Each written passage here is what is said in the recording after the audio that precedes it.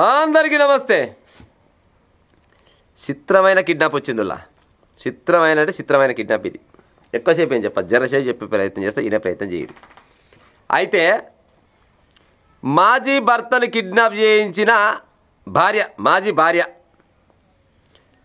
భర్తను కిడ్నాప్ చేయించిందట. అయితే ఈయనంట అమెరికాలో సాఫ్ట్వేర్ ఇంజనీర్ అంట. ఈయన పేరు శ్యామ్, మంత్రి శ్యామ్. మంత్రి అంటే ఆయన మంత్రి పదవి ఏం చేయడు, కాకపోతే ఇంటి పేరు మంత్రి అంట. మంత్రి శ్యామ్. ఆమె పేరు మాధవిలత. ఆయనకేమో 55 ఏళ్ళు, ఈమెకేమో 51 ఏళ్ళు. వీళ్ళిద్దరు కలిసి పెళ్లి చేసుకురంట. వీళ్ళకి ఇద్దరు పిల్లలు కూడా ఉంటారట. అంటే 55 ఏళ్ళ ఆయనకు, 51 ఏళ్ళ ఈమెకు ఇద్దరు పిల్లలు. అంటే మరి వీళ్ళిద్దరు పుట్టిన వాళ్ళ, లేకపోతే ఈమెకు అలాగనే ఆమెకు అలాగనే ఉండి ఏదో రకంగా మొత్తానికి ఇద్దరు పిల్లలు తెలియదు. కానీ పేపర్లు మాత్రం గంతే ఇచ్చారు. నాకు తెలిసిందే చెప్తా, తెలియదు అయితే చెప్ప. మరి పుట్టిదేమో, ఎందుకంటే అమెరికాలో ఉండేవాళ్ళే మరి ఆడ పాడైపోని పంతనం గట్టుకుంటుందా, లేకపోతే సూదులు గోళీలు గట్టుకుంటాయి కాబట్టి పుట్టిదేమో. కానీ ఇద్దరు పిల్లలు ఉన్నారట. ఇక డబ్బు గాలలోకి ఎక్కువ పంచాయలు అవుతుంటాయి, అవునా కాదా? అయితే గట్టిన పంచాయలు అవుతున్నట్ట ఈడిపోయినట్టే. నీ అంతలు నువ్వు నా అంతలు ఏంటో, నీవేంత నీ కథ ఎంత అనుకుంటే నువ్వేంత నీ కథ ఎంత అనుకొని 2005లో ఇడాకులు తీసుకురంట. 2005లో ఇడాకులు తీసుకొని 2005లోనే హైదరాబాద్కి వచ్చిరంట. హైదరాబాద్కి వచ్చి గీడ ఒక చిత్రమైన ముచ్చట ఏం చేసిరంటే, 2005లో విడాకులు తీసుకున్న వాళ్ళు 2022 వరకు అంట కలిసే వ్యాపారాలు చేసిరంట. భార్యాభర్తలుగా మాత్రం విడాకులు తీసుకురు, కలిసి మాత్రం వ్యాపారాలు చేసిరంట. ఏం వ్యాపారాలు చేసిరంటే రెస్టారెంట్కి సంబంధించిన వ్యాపారాలు ఏవో చేసిరంట. అందులో కొద్దిగా అంతా లుక్సాన్ వచ్చిందంట. లుక్సాన్ రాగానే ఇక ఈ సోపతి కూడా బాగలేదు, ఇక నీ అంతలు నువ్వు నా అంతలు నేను ఉంటా అని ఆయనంతలు ఆయన పోయింది, ఈయనంతలు ఈయన పోయింది. కానీ ఈ 2005 నుంచి 2022 వరకు విడాకులు తీసుకుంది వాస్తవమే, కానీ సంసారం అయితే చేయనట్టు వీళ్ళు పాడైపోను. కానీ లావాదేవీల కాడ మాత్రం మంచి సోపతే, మళ్ళా మంచి సోపతే ఊరాడ. కానీ శారీరకంగానో లేకపోతే ఇంకో రకంగానో పాడైపోయి చెప్తే ఈ కారంగా ఉంటుంది. కానీ గట్ట మాత్రం దూరం ఊరు, కానీ గిట్ట కలిసే ఊరంట. అయితే ఈ మధ్య కాలంలో ఈయన తండ్రికి వచ్చిన భాగం ఆస్తి ఉంటుంది కదా, ఈయన తండ్రి ఆస్తిని అమ్మితే 20 కోట్ల రూపాయల ఆస్తి వచ్చిందంట. 20 కోట్ల రూపాయల పైసలు వచ్చినాయట, డబ్బులే. 20 కోట్ల రూపాయలు నా మాజీ మొగన్ దగ్గర ఉన్నాయి. ఈయన దగ్గర అంతో కొంత పాడైపోను సంసారం చేస్తే ఆ కాలంలో. గతంలో కొన్ని పైసలు ఉండే, ఆ పైసలు ఈ పైసలు ఉతకపోతున్నాయి ఆయన దగ్గర. ఏం చేయాలి మరి? ఉత్తగ పోయి చేసి పడితే అంటే చెప్పి చేతులు పడతట్టుండు.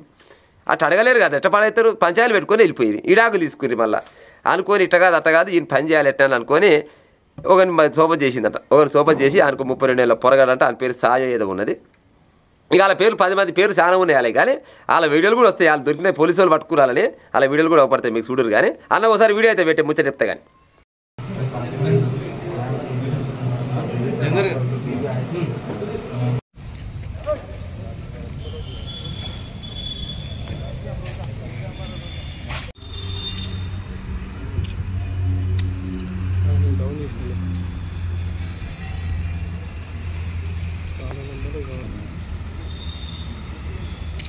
సార్ ఒక్క నిమిషం సార్.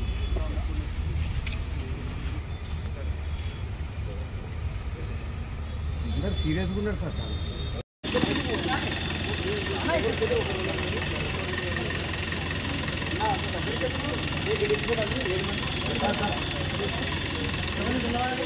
నువ్వు కాదా?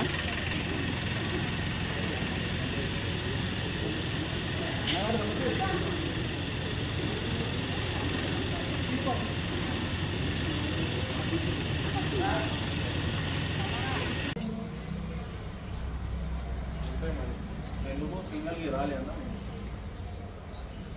సింగిల్గా వచ్చినా కదా అవును అవునవును అవును. మరి ఆధార్లో 2 ఉన్నాయి, అది కూడా తీసుకోండి వెళ్ళేటప్పుడు.